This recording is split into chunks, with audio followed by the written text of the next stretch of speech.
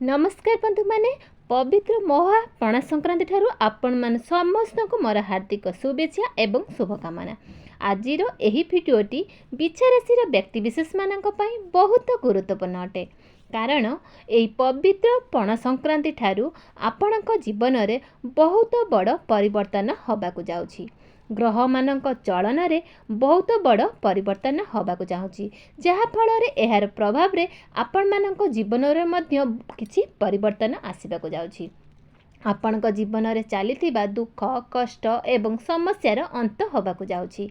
पुनर्बार आपणक जीवन रे नूतन सूर्य उदय होबाकु जाउछि कारण 29 मार्च ठारू आपणकर शनि अढ़ेर समाप्त हो सारी जहाँफल आपणक जीवन में जो पारिवारिक अशांति थिला चाकरी क्षेत्र में समस्या भी देखा देउथिला प्रत्येक कार्य आपणकर जो बाधा विघ्न आसला शिक्षा क्षेत्र हो प्रेम जीवन में हो वैवाहिक जीवन में भी हो सबुथे जो आपणकर अशांतिर वातावरण लगी रोला सबुथे आपण को समस्या भी देखा मिलूला स्वास्थ्य आपणकर समस्या भी लगी रोला से सब वर्तमान आपणकर धीरे धीरे दूर हो जीव तो आपणक जीवन में सकारात्मक परिवर्तन आसवाक जाउछि।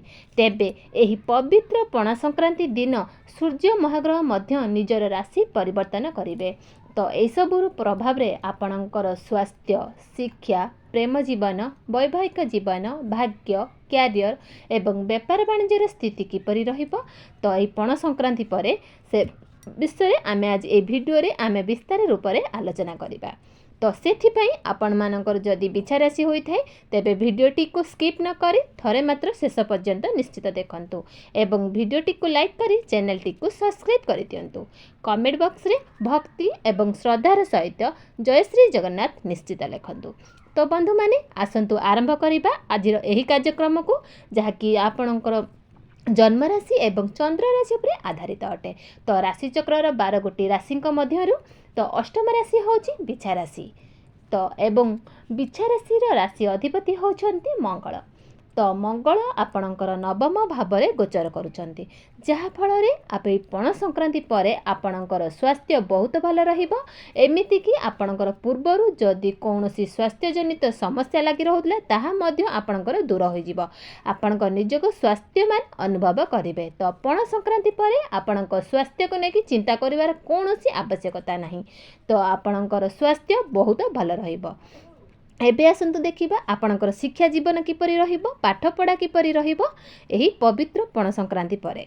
तो बंधु माने कुंडलीर पंचम भावटी होइथाय आपणकर शिक्षार भाव एवं आपणक पंचम भावर अधिपति होइछंती देवगुरु बृहस्पति जे कि आपणकर सप्तम भाव में विराजमान अछंती।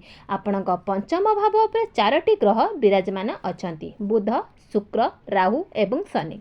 तो जेहेतु पंचम भाव में आपणकर स्थापित जो जिनिस माने निर्माण होउची शनि एकत्र होबा कारणरू स्थापित दोष बनुची तो बेले बेले आपणक पाठपढ़ा रे मन लागिबो एवं बेले बेले आपणकर पाठपढ़ा रे टिके मन बिल्कुल भी लागिबो नाही तो आपणकर मोड भी सक्षम हम आपणकर माइंड डाइवर्ट हम बेले बेले आपण बहुत अधिक एनर्जेटिक रहिबे निज पाठपढ़ा को लेकिन बहुत किछि भाबी पारंती। एबे आसंतु जानिबा आपणकर प्रेम जीवन किपर रहिबो पवित्र पणा संक्रांति रे पंचम भावटी होइथाय आपणक शिक्षार भाव हबा सहित आपणकर पंचम भावटी होइथाय प्रेमर जीवनर भाव। तो पंचम भावर अधिपति देवगुरु बृहस्पति आपणकर सप्तम भाव में विराजमान अछंती तो एवं आपण को पूर्वर कहि सारी जे आपणकर पंचम भाव उपर 4टी ग्रह विराजमान अछंती तो आपणक पंचम भाव में 4टी ग्रह रहिथिबा हेतु एहा व्यतीत स्थापित दृश्य निर्माण हेतिबा हेतु आपणक जहा सहित रिलेशन रखुचंती तांकर मन को अनेक प्रकार चिंताधारा आसीबो नेगेटिव चिंताधारा आसीबो तो से कन्फ्यूज होई जिवे तो मन को डाउट आसीबो तो सी मध्य आपणकर वाणी उपरे नियंत्रण रखि पारिबे नाही जहा फल रे आपणक प्रेम जीवन में मिस अंडरस्टैंडिंग हेई पारे। कथा जदि कहबा एही पणा संक्रांति परठारु आपणक व्यापार वाणिज्य बहुत भल रहिबो कारण शुक्र बुध दुई त्रिकोण रे ही अछंती एहा व्यतीत शुक्र एवं बुधकर दृष्टि आपणकर एकादश भाव अर्थात लाभ स्थान उपरकू जाउअछि सूर्य एवं शनिकर दृष्टि मध्य आपणक एकादश भाव उपर ही रहुअछि तो बिजनेस रे आपणकर इनकम बढ़िबो आपणकर फाइनेंशियल ग्रोथ हेबो एवं आपणक बिजनेस रे बहुत ग्रोथ आसीबो आपण निज बिजनेस को आगो को बढ़ाई भी पारे तो बंधु माने एबे आसंतु जानी नेबा किछि विशेष प्रतिकारक विषय आपणकर चाकरी करिबार भी बहुत संभावना रही। आपण जदि चाकरी करूछंती तो चाकरी क्षेत्र में आपणकर प्रमोशन होबार जोग भी बनुअछि। चाकरी क्षेत्र में आपणकर मान सम्मान प्राप्ति हेबो एवं आपणको एडजस्टमेंट भी मध्य मिलिबो। आपण जदि टार्गेट मिस कोनोसी बिजनेस करूछंती तो आपणकर टार्गेट कंप्लीट होई जिवो। तो आपणकर कार्य क्षेत्र में आपणकर मान सम्मान प्राप्ति हेबो। कार्य क्षेत्र में आपणको काहाकू सहाय्य करि पारंती किंबा आपण काहाकू सहाय्य मध्य के करि पारंती। तो पण संक्रांति पर आपणकर कैरियर बहुत भल रहिबो। तो आमे जदि बिजनेस कथा तो कहियाक जिबा आपणकर व्यापार वाणिज्य मध्य एई पण संक्रांति रो बहुत तो आपणकर भल रहिबो। तो कारण शुक्र एवं बुध दुई त्रिकोण ही अछंती। एह व्यतीत शुक्र एवं बुधकर दृष्टि आपणकर एकादश भाव अर्थात आपणकर लाभ स्थान उपर ही रहुअछि। तो सूर्य शनिकर दृष्टि मध्य आपणकर एकादश भाव उपर ही रहुअछि। तो बिजनेस रे आपणकर इनकम बढ़िबो। तो बंधु मैंने आसतु किसी विशेष प्रतिकारक विषय जानी नेबा जो प्रतिकारक करने द्वारा आपणकर शुभत्व प्राप्ति हेबो। आपणकर अशुभत्व खंडन हो जिवो।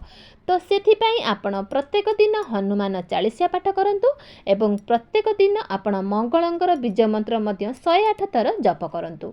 तो प्रत्येक दिन आपण देवगुरु बृहस्पतिंकर बीज मंत्र आपण 108 थर जप करंतु एवं प्रत्येक दिन आपण उदित सूर्य को तंबा पात्र रे जलार्घ्य अर्पण करंतु। निश्चित भाव में आपणकर सबूत अशुभत खंडन होई आपणको अधिक मात्रा रे शुभ फल प्राप्ति हेबो। तो बंधु माने आपणको जीवन मंगलमय होई एहे ईश्वर निकटे आमर प्रार्थना। तेबे दर्शक बंधु भिडियोटी एठी समाप्त करूची। पुणी देखा जिवो आगामी एक नुआ सुंदर भिडियो रे। जदि आपण मानको पसंद आसे निश्चित लाइक शेयर करंतु। रहिले दर्शक बंधु जय जगन्नाथ।